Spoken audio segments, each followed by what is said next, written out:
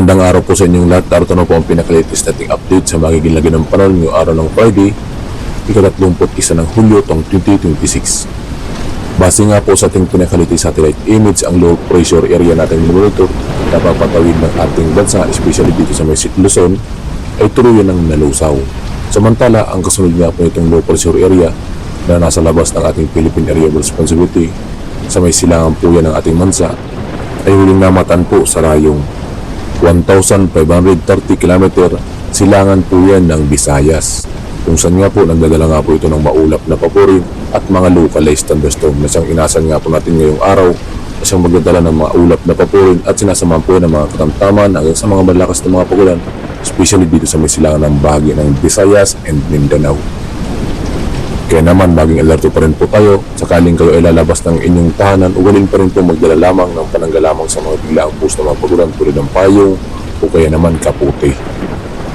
Samantala, bukod nga po dito sa low pressure area natin monitor sa may silangang bahagi ng ating bansa, may kasunod pa nga rin po ito, panibagong bagyo na mas malakas nga po ito na ating makikita nga po na may sentro na nga po ito, kung saan nga po tagay na nga po nito ang kategory na super typhoon category na may lakas na hangin na maabot sa 185 km per hour malapit sa sentro, samantalang may pagbugso ng ito na maabot sa 210 km per hour.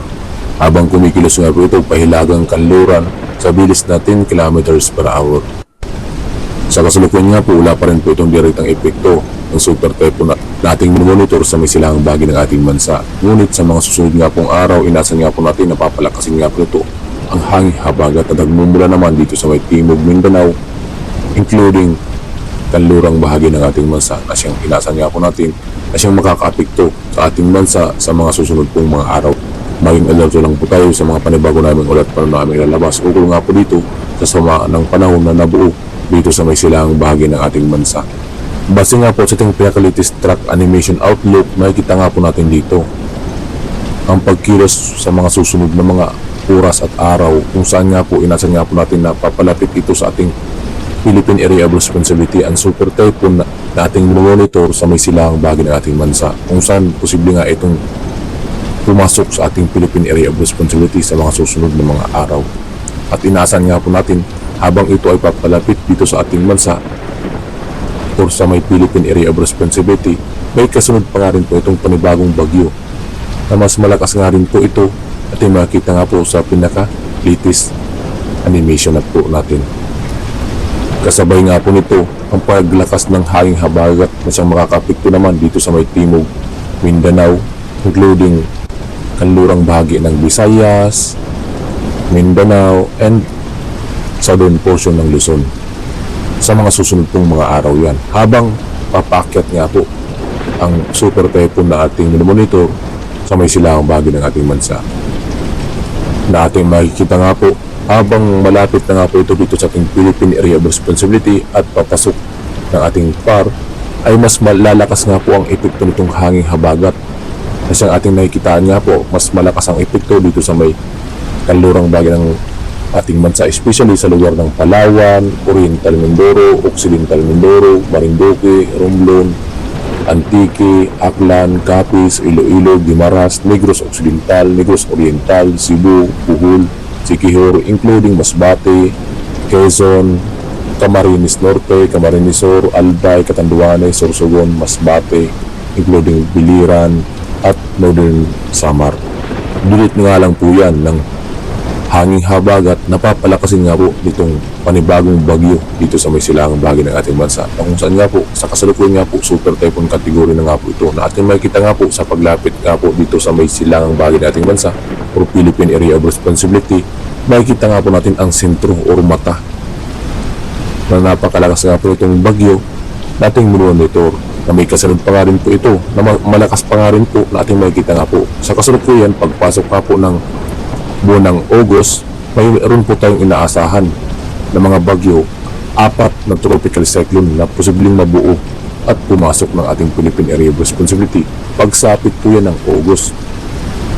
Kaya naman maging alerto lang po tayo at maging updated lamang po tayo sa mga panibago namin ulit na aming ilalabas ukol nga po dito sa mga nabubuong bagyo na posibleng makapito sa ating bansa. At upang makahanda po tayo sa posibleng epekto at mga pag-ulan na dulot nga po nitong mga masamang panahon nating minumonitor at mga banta ng mga pagba sa mga babang lugar at paggunang lupa sa mga bundok na lugar. Isang ating inaalerto ang ating mga kababayan upang makaiwas po sa kapahamakan na ating makikita sa pinakalitis satellite outlook na posible nga lang po itong pumasok dito sa may extreme northern Luzon or bahagya lang po itong papasok ang ating Philippine Area of Responsibility. Kung sakaling pumasok ito ng ating Philippine Area of Responsibility, ganap pa rin na super typhoon or bagyo, ay bibigyan po natin ito sa local name na Luis. At kung sakaling itong dalawa ay pumasok ng ating Philippine Area of Responsibility at ganap na bagyo, ay bibigyan po natin ito sa local name na bagyong Maymay naman ang kasunod na panibagong bagyo. So nakikitaan nga po natin na itong super typhoon nating minomonitor sa may silangang bahagi ng ating bansa ay mababaan tsansa na maglandfall. Ngunit inaasan nga po natin na ikilos ito dito sa may hilagang Luzon, especially dito sa may Pataywan. At hindi natin inaalis na posibleng bumaba at pumasok ang ating Philippine Area of Responsibility ang super typhoon na siyang inaasan nga po natin ang makapito sa atin ang hanging habagat, lalong-lalo na paglapit dito sa may hilagang Luzon. Kapag ito ay dito na sa may hilagang Luzon at posibleng dito sa may Taiwan, asahan nga po natin na malakas nga po ang epekto nitong hanging habagat na siyang magdudulot po yan ng mga malakas na mga pagulan. Kaya naman po inaasahan pa rin po natin ang mga banta ng pagbaha at paggunang lupa. Lalong-lalo na dito sa ating inaasahan nga po na bahain ang Metro Manila. Kaya naman lubos po natin na pinaghahanda ang ating mga kababayan na kahit nga po hindi po tayo inaasahan na landfallan nitong super typhoon na ating nga po nakikita sa pinakalitis outlook. Ngunit maging alerto pa rin po tayo dahil ang panahon nga po maaari pa rin magbago. Kaya naman mas mainam na maging alerto lang po tayo at maging updated lamang po tayo upang sa gayon maging updated po kayo at ma-alerto nga po kayo.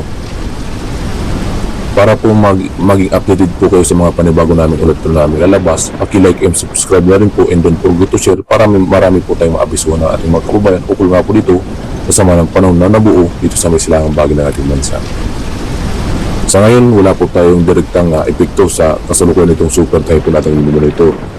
Ngunit, paging alerto lang po tayo sa masusunod pong mga araw na siyang magdudulot po yan ng mga pag-ulan na epekto naman ng hanging habagat. At para naman sa maghihilagay ng panahon dito sa may Luzon, ngayong araw, inasan nga po natin makakaranas pa rin po ng fair weather. Makakaranas po tayo ng improving weather sa umaga, lalong-lalo na dito sa may area ng Cagayan Valley Region, Isabela, Aurora. Nasin nga po natin makakaranas po ng improving weather na sinasama din po yan pagsapit ng hapon at gabi ng mga localized thunderstorm. Nadulot nga po yan ng hanging easterlies o yung mainit na temperatura na nanggagaling dito sa may dagat Pasipiko. Samantalang sa malamig bahagi pa ng Luzon, especially dito sa may Ilocos Region, Apayao, Abra, Kalinga, Mountain Province, Benguet, Pangasinan, Zambales, Tarlac, Pampanga, Bataan, Bulacan, including Metro Manila, Cavite, Laguna, Batangas, Oriental Mindoro, Occidental Mindoro, Marinduque, Romblon. Inasan nga po natin makaranas po ng improving weather. Nakaranas ng improving weather na inasan nga po natin makakaranas tayo ng pagsikat ng araw. Ngunit sinasama din po yan ng mga kalat-kalat na mga ulap na papurin. At kung minsan, kapag fully develop ang mga localized thunderstorm, makakaranas po tayo ng mga katamtaman hanggang sa mga malakas na mabuhos ng mga pag-ulan. Lalo na po yan pagsapit ng hapon at gabi. Kaya naman mas mainam na maging alerto lang po tayo, at magdala lamang tayo ng payong o pinamang kaputi kung sakaling kayo ay lalabas ng inyong tahanan. At para naman sa magiging agot ng temperatura dito sa may Legazpi, 24 hanggang 33 degrees Celsius, Tuwigaraw 25 hanggang 34 degrees Celsius, Lawag 25 hanggang 32 degrees Celsius, Baguio 18 hanggang 23 degrees Celsius, Metro Manila 25 hanggang 33 degrees Celsius, Tagaytay 21 hanggang 29 degrees Celsius ang ating inasa na agot ng temperatura. At para naman sa magiging lagay ng panahon dito sa may Palawan, Visayas, and Mindanao, inasan nga po natin dito sa may Palawan, inasan nga po natin ang improving weather kung saan makakaranas po tayo ng maliwalas na panahon, ngunit may mga tsansa pa rin ng mga localized thunderstorm puro yung mga kalat-kalat na maulap na papurin kung minsan nasama po yan ng mga tama ng mga pag-ulan. Especially dito sa may Palawan, Cagayan Islands, and Puerto Princesa. Kung saan nga po dito sa may Puerto Princesa may nasa abot at temperatura na umaabot lamang sa 25 hanggang 32 degrees Celsius. Cagayan Islands, 25 hanggang 32 degrees Celsius. At para naman sa maging lagi ng panahon dito sa may Visayas, inasan nga po natin mataas ang tsansa ng mga maulap na papurin at mga kalat-kalat na mga pag-ulan dito sa may Northern Samar, Eastern Samar, Biliran, Leyte, including Bohol. Nadulot nga po yan ng low pressure area na ating minomonitor dito sa may silangang bahagi ng Visayas na siya nagdudulot ng maulap na papurin at mga localized thunderstorm. Natin makikita nga po sa ating pinakalitis satellite image na siya nagdadala ng maulap na papurin dito sa may silangang bahagi ng Visayas and Mindanao. Samantalang sa malalabing bahagi ng Visayas, inasan nga po natin ang improving weather.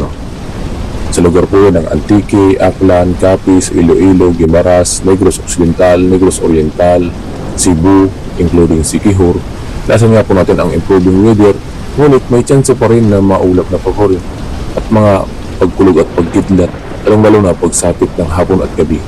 At para naman sa magiging agwat ang temperatura dito sa may Tacloban, 25 hanggang 32 degrees Celsius. Iloilo, 24 hanggang 32 degrees Celsius. Cebu, 26 hanggang 33 degrees Celsius sa ating inasan agwat ang temperatura. At para naman sa magiging lagi ng panahon dito sa may Mindanao, inasan nga po natin dito sa may silangang bahagi ng Mindanao, inasan nga po natin ang maulap na papurin na sinasamahan po ng mga kalat-kalat ng mga pag-ulan. Nadulot nga po itong low pressure area kasi nagdadala ng mga cloudy or maulap na papurin at sinasamahan po ng mga localized thunderstorm or yung mga pagkulog at pagkidlat. Especially dito sa may area ng Misamis Oriental, Bukidnon, Agusan del Norte, Agusan del Sur, Surigao del Sur, Dinagat Island, Surigao del Norte, Davao, Compostela Valley, Davao Oriental, Davao del Sur, Davao Occidental. Mas mataas nga po ang tsansa ng mga pag-ulan, lalong-lalo na pagsapit ng hapon at gabi. Samantalang may inasan nga po natin ang improving weather dito sa may area ng Tawi-Tawi, Sulu, Basilan, Zamboanga del Norte, Zamboanga del Sur, Misamis Occidental, Lanao del Norte, Lanao del Sur, Maguindanao, Sultan Kudarat, South Cotabato, and Sarangani. So inasan nga po natin ang improving weather or makaranas ng maliwalas na panahon sa umaga hanggang tanghali. Ngunit pagsapit ng hapon at gabi, nasan pa rin po natin may mga tsansa pa rin ng mga localized thunderstorm. Kaya naman maging alerto lang po at maging handa sa mga banta ng mga biglaang buhos ng mga pag-ulan. Kung kayo ay lalabas ng inyong tahanan, uwalin pa rin po magdala lamang ng panangga lamang sa mga buhos ng mga pag-ulan tulad nga po ng payo. Kaya naman kaputi. At para naman sa magiging agwat ng temperatura dito sa may Davao, 24 hanggang 32 degrees Celsius. Cagayan de Oro, 24 hanggang 32 degrees Celsius. Zamboanga Peninsula, 24 hanggang 32 degrees Celsius na ating inasan na agwat ng temperatura. At para naman sa magiging lagi ng panahon dito sa ating karagatan, sa kasalukuyan nga po wala po tayo nakataas na giliwak ng sa katanong baybay ng ating bansa. Kaya naman malaya pa rin pong makapaglalayag ng ating mga kababayan sa kahit anong baybay ng ating seaboard. Ngunit maging alerto pa rin tayo sa mga banta ng mga localized thunderstorm. Kasi ang inasan nga po natin dito sa may silang bahagi ng Mindanao and kanlurang bahagi ng Luzon. Nadulot nga po yan ng hangin habagat at ng mga localized thunderstorm. Nadulot naman itong low pressure area dito sa may silang bahagi ng Mindanao. Na may inasan nga po tayong taas ng mga pag-alon na umaabot lamang sa 0.6 hanggang 2.1 meters ang taas ng mga pag-alon. Kaya naman malaya pa rin makapaglalayag ang ating mga kababayan. Ngunit maging alerto pa rin po tayo upang makaiwas po tayo sa masamang epekto ng biglaang taas ng mga pag-alon na dulot ng localized thunderstorm. At yun nga po ang pinaka-latest nating update sa magiging lagi ng panahon yung araw ng Friday, ika-31 ng Hulyo taong 2026. Maraming salamat sa inyong lahat at kung sakaling bago pa lamang kayo sa aming YouTube channel, huwag kaligtaang mag-subscribe para ma-notify po kayo sa mga panibago namin ulit na naming ilalabas ukol nga po dito sa mga masamang panahon na nabubuo dito sa loob ng ating bansa at sa labas ng ating Philippine Area of Responsibility at sa magiging lagi ng panahon ukol nga po dito sa mga weather system nating mga minomonitor. Maraming salamat sa inyong lahat and God bless us all.